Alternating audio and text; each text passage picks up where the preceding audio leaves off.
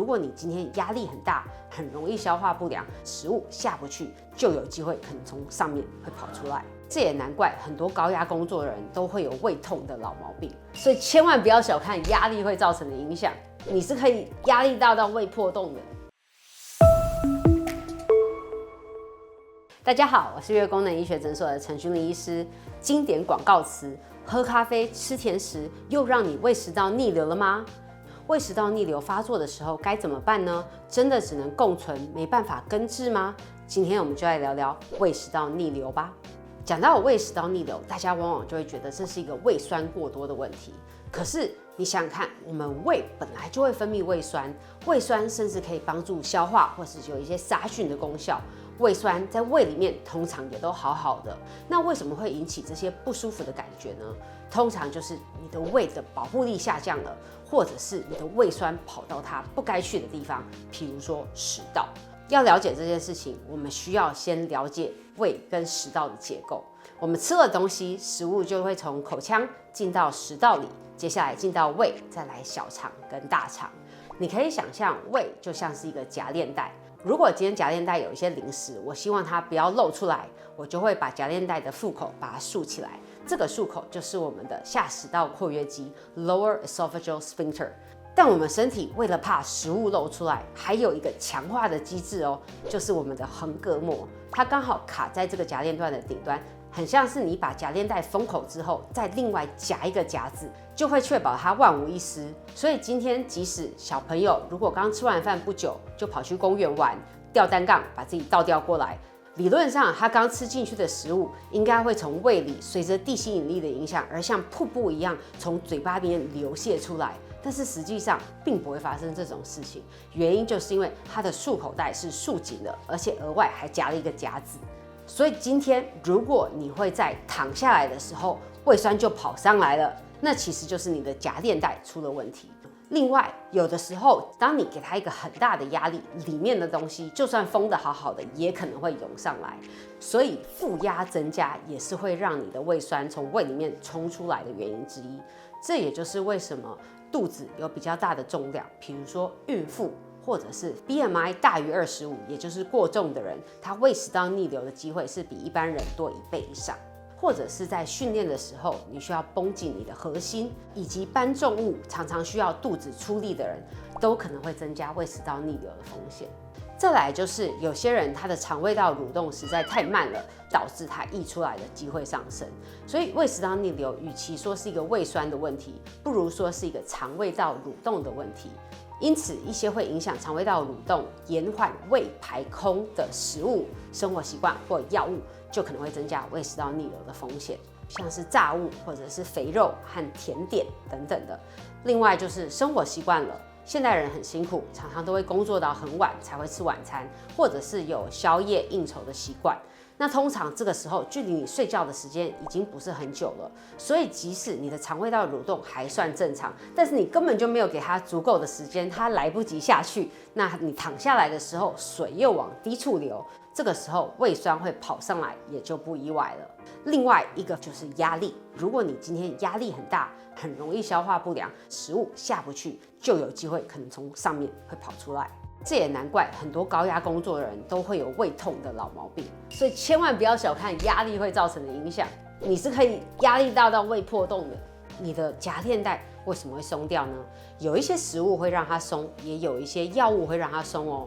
像是巧克力，它里面含有一个成分叫做甲基黄嘌呤，这个化合物就会放松下食道括约肌，让胃酸比较容易跑进食道。薄荷跟留兰香，它也会放松我们的下食道括约肌。还有人是结构出了一点问题，就是所谓的食道裂孔疝气 （hiatal hernia）。在这种情况下，原本卡住你的食道跟胃交界的横膈膜，它出现了一个裂孔，所以你的胃可能就会跑上去，它就封不紧了，所以食物跟胃酸就容易涌上来。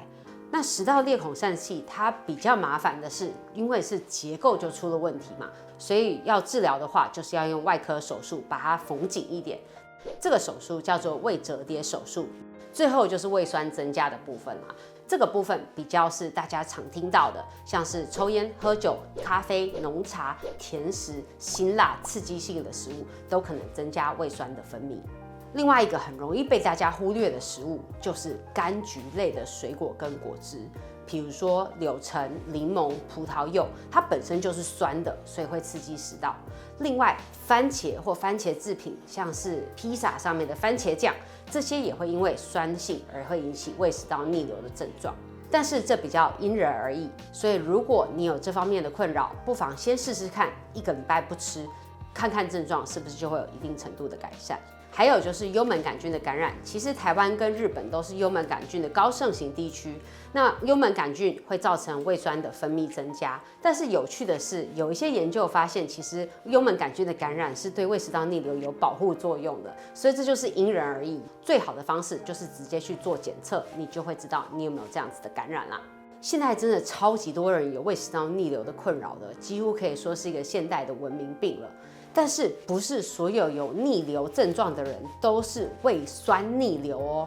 因为我们的消化系统除了有胃酸，还有胰脏分泌的酵素跟胆汁，这些东西都不是酸的。而在肠胃道蠕动不好的过程中，其实胆汁也是有可能逆流，造成我们喉咙或者是胸口的刺激。所以要怎么知道自己的逆流是胃酸过多还是不足呢？我在这边跟大家分享一个简易的居家自我判断方法，你只要准备水跟小苏打就可以了。把1/4茶匙的小苏打粉放在200cc 的水里面，早上起床的时候空腹喝下。因为小苏打是弱碱性的，所以它会跟酸性的胃酸进行酸碱中和的反应，产生2氧化碳。如果你体内有足够的胃酸，5分钟内通常就会打嗝，把这个气体给排出来。相反的，如果超过5分钟都没有打嗝，就代表胃酸可能不足。还有一个方式是直接补充一个弱酸性的物质，像是无糖的苹果醋。